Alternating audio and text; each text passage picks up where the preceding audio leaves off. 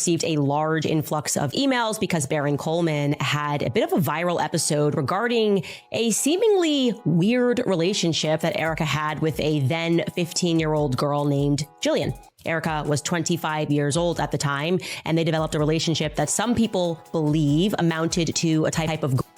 Now, Baron Coleman was very clear. He gave specific instructions to his viewers not to reach out to Jillian, who is now an adult, about the situation. A tape Erika Kirk thought was buried for good just spun back into the spotlight out of nowhere, and it shook everything up fast. Candace Owens came through claiming it shows Erika with a secret DL partner, and the version of Erika in that clip doesn't match the story she's been telling at all. The contrast hit people right away, and it had everyone side-eyeing the whole situation. The vibe in that video felt strange from the jump, like something deeper was hiding right in plain sight. Once it started making rounds, it didn't slow down. It spread quick and hit hard. People barely stayed locked in on what the tape even showed. Instead, they started pulling at other threads, questioning timelines, actions, and everything around it. None of it was lining up clean, and that's what really got people talking. Candace made it clear this wasn't just some random old clip being dragged back for clicks. She pointed out the tone, the closeness, and the emotional weight between them. It felt way more intense than expected. That's what made people pause and really think. If this was just an old situation, it wouldn't land like this. But this felt heavy, like there's more to the story that hasn't come out yet. What really added to the shock was how low-key this whole situation had been kept, like it was never meant to see daylight. This connection didn't match the image Erika later built, and even wilder, it was never publicly acknowledged. Candace stayed on that point. On February 13th, 2014, Jillian replied to one of Erika's tweets by saying, @ErikaFrancvi, gorgeous as always. A few hours later, she then tweeted, why did @ErikaFrancvi just send me this? Laughing emojis. And there is a photo which says, this Valentine's Day, I am going to touch your Jillian posted this tweet on March 6, 2014. So Erika says, let me call you. Hold on, sweetheart. Give me a wow. And then Jillian says, okay, and puts laughing emojis. Erika then says, too, but not from you, lol. Holy laughing emoji. You always make me laugh. I don't bat for the other team just yet. On March 13th, 2014, Jillian shared another screenshot of her text messages with Erika. Erika says, I forgot to tell you, hydrate tonight. No alcohol, and don't eat a lot of salty foods. You don't want to look bloated. Jillian then responds, thank you. Erika says, no alcohol. Really, Erika? Age recognition, you twat waffle. Apparently, I haven't had my coffee yet. Making it clear she's not just poking into someone's personal life. She's calling out a gap between what's been shown and what might actually be real. This whole situation really comes down to consistency. And every time something from Erika's past resurfaces, it clashes hard with what people thought they knew. According to Candace, this tape is just another example in a growing pattern. Once people started actually breaking down the words in those exchanges, the mood shifted fast, and things started feeling way different than they first seemed. The tone stood out immediately. It wasn't casual at all. The language, the emotion behind it, the way admiration came through. It felt intense. Nothing about it seemed distant or surface level.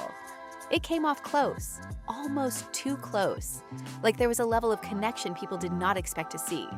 That's what really set everything off and got people talking heavy. Some of the comments about appearance didn't feel like everyday compliments either. They went way deeper than that. There were compliments that felt layered, like something more was sitting right under the surface.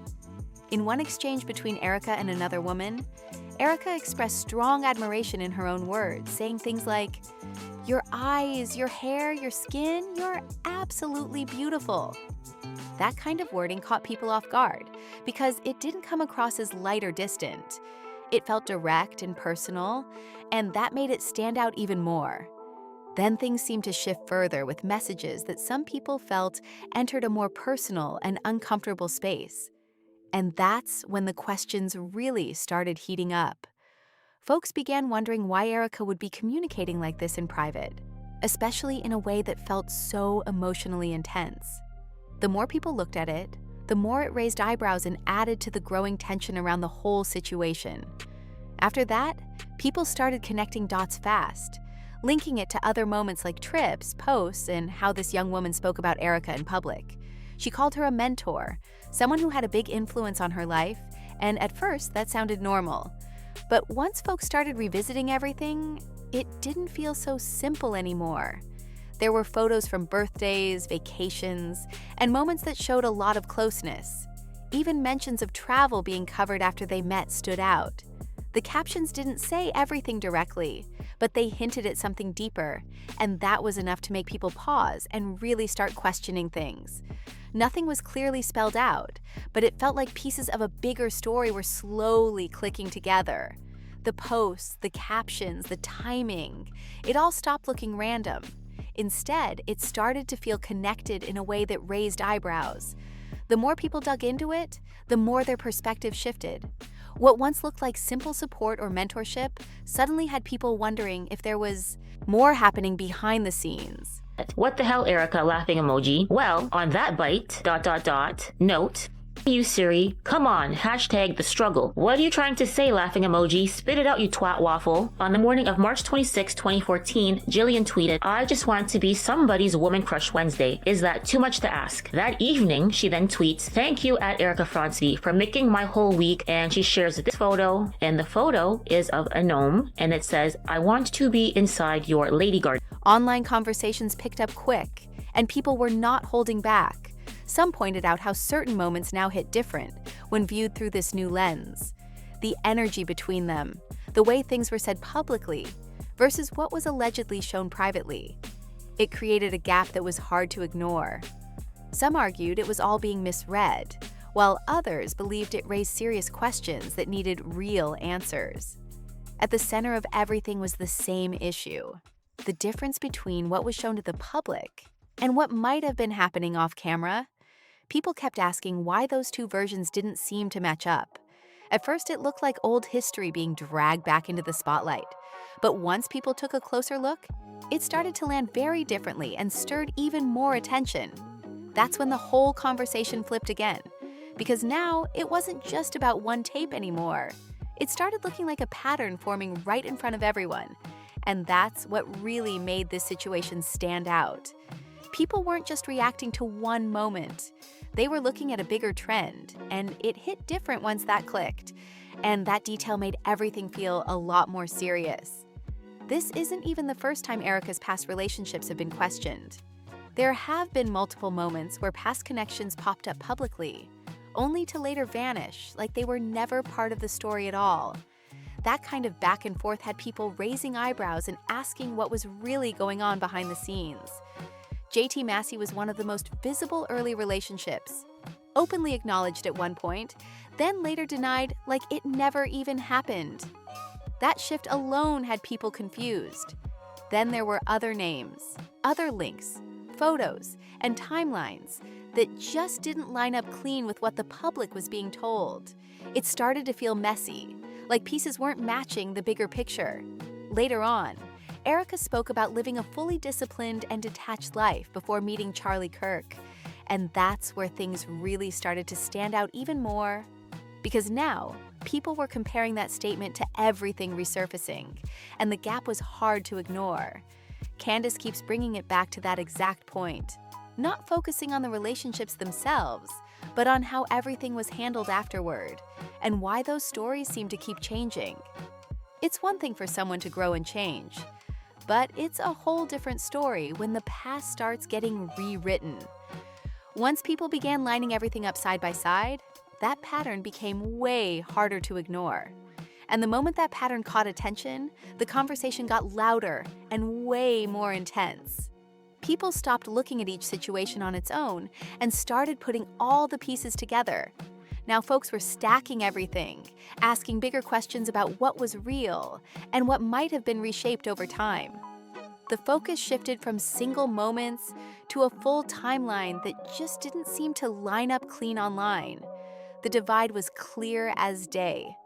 Some people felt like everything was being taken out of context, saying old clips can look different when you break them apart and replay them later. But others were not buying that at all. They pointed to repeated gaps, changes, and moments that didn't connect properly as something that couldn't just be brushed off. The more clips, posts, and past statements people dug up, the stronger the reactions became. It wasn't slowing down. It was building momentum with every new detail that surfaced. Right at the center of it, Candace kept pushing the same argument, not about judging someone's past, but about the gap between what's said publicly and what seems to show up privately. And as more people started comparing those two sides, the pressure for clear answers kept rising. Every time something old resurfaced, it seemed to spark a new contradiction or raise another question. Now with this latest tape back in the spotlight, that tension feels sharper than ever. Because if that connection was real, even partly, then people keep circling back to one simple question, trying to figure out what actually adds up and what doesn't. Why was it never included in the story at all? Why does every new detail feel like it belongs to a version of Erika that was never meant to be seen by the public? Those questions hit hard, and people kept repeating them as more pieces came out. Candace didn't stop at just the tape either. She zoomed out and tied everything into a much bigger picture that got even more attention. She pointed to how quickly Erika stepped into a leadership role within TPUSA after Charlie Kirk's passing. The timing, the visibility, and how fast everything seemed to move caught people's attention in a major way. Add in the controversy around a staff member being let go, and suddenly, people were looking at the whole situation from a different angle. From the start, Erika showed a strong presence in public spaces, speaking confidently and appearing fully in control of the narrative. To some, that came across as clear strength and leadership, no doubt. But to others, it felt different. It came off like she was already prepared, like the transition happened a little too smoothly. And that raised even more questions. When people lined that up with everything else, the resurfacing connections, the shifting timelines, and parts of her past appearing in unexpected ways, it started to feel less random to a lot of folks. The same themes kept popping up again and again: visibility, influence, moving through different circles, and then what looked like a full reset of identity once she stepped into a new role. That pattern is what kept people watching closely and questioning what was really going on behind the scenes. And that's exactly what's keeping people locked in and watching closely. Once folks started noticing that pattern repeating, it stopped feeling like random, isolated moments and more like a cycle playing out again and again. The deeper people looked, the more it seemed like each phase of Erika's life came with a different version of the story. And that's what really kept the attention glued. That's also what kept the online conversation going strong and nonstop. Some people argued this is just what growth looks like. People change, evolve, and step into new spaces all the time. Nothing unusual about that. But others were not convinced at all. They felt like this wasn't natural change, but more like certain pieces were being left out or reshaped, depending on the moment. And that raised even more eyebrows. That split in opinion only made everything more intense. Both sides stood firm, each believing they were seeing the truth clearly. Meanwhile, the spotlight stayed fixed on how these situations were being addressed, or in some cases, not addressed at all. Because for a lot of people watching, it wasn't just about what may have happened in the past. It became about how those moments were being explained right now in the present. And as more details kept surfacing, the pressure for clear answers only grew louder and harder to ignore. That's what keeps people hooked, because every time things seem like they might calm down, something new pops up and flips the narrative all over again. And Candace is making sure none of these moments just fade out or get brushed to the side. She's not backing off one bit. If anything, she's doubling down and making her stance loud and clear. From her perspective, this isn't just random noise people can ignore. She believes this is something that deserves real attention, especially when the same patterns keep showing up again and again. At that point, it stops looking accidental and starts to feel intentional, and that's exactly what she's been saying. In her view, this tape isn't just some private moment caught on camera. It's a piece of a much bigger puzzle that doesn't fully match the version that's been presented publicly. And once that idea took hold, people started looking at everything differently. Now, it's not just about the tape. It's about all the surrounding details too. The past connections, the timelines that seem to shift, and the public image that doesn't always line up with what keeps resurfacing behind the scenes. That contrast is what has people questioning things more than ever, and it's not slowing down anytime soon. The online community has had a lot to say about it as well, and the reactions have been loud. One critic claimed she denied certain things before, while pointing to messages and posts that suggest otherwise. Another person said, "You can also go see Erika's comments under the girl's Instagram posts." And someone else added, "I love you for calling people out when they lie, and it's amazing." Those kinds of comments just keep pouring in. All of these reactions add even more energy to an already heated situation. The more people speak up, the more attention it pulls in, and the harder it becomes to ignore everything that's being said and shared. Now, the big question hanging in the air is simple, but it hits hard. What actually comes next? And will any of this be addressed directly? Because at this point, people aren't just watching for the details. They're watching for a response. The silence, or even partial answers, is only making the tension grow stronger. Some people believe everything will eventually be cleared up, that there's an explanation behind all of this that just hasn't been fully shared yet. But others are not convinced at all. They feel like the longer things go without a clear response, the more SND it starts to look. And that uncertainty is exactly what's keeping the conversation alive and moving. At the same time, the spotlight isn't fading. It's getting brighter. Every past clip, post, or connection that resurfaces adds another layer to the story. People are watching closely to see if anything lines up or if more gaps start to show. And with so many eyes locked in, even the smallest detail can spark a whole new wave of reactions. Candace is still standing firm on her stance, making it clear she's not planning to drop the topic anytime soon.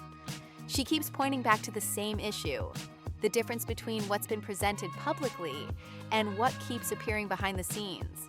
And until that gap is addressed in a way that makes sense to people, the questions aren't going anywhere.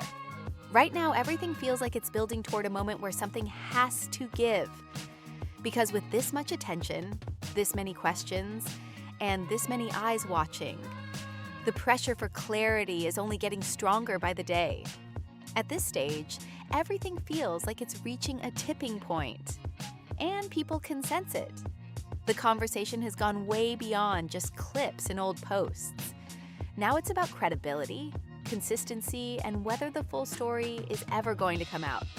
That's the part that's really got people locked in and paying attention. Some are still holding out, thinking a clear explanation could settle everything and bring the noise down. But others are doubling down on their doubts. They believe too many pieces don't match, and that the gaps are starting to stack up in a way that can't be ignored.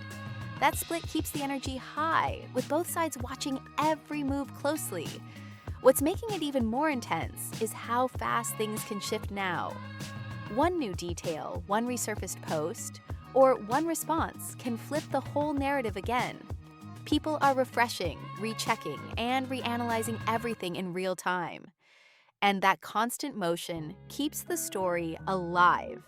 Candace hasn't let up either. She's still pushing the same core argument with full force. To her, this is bigger than one situation.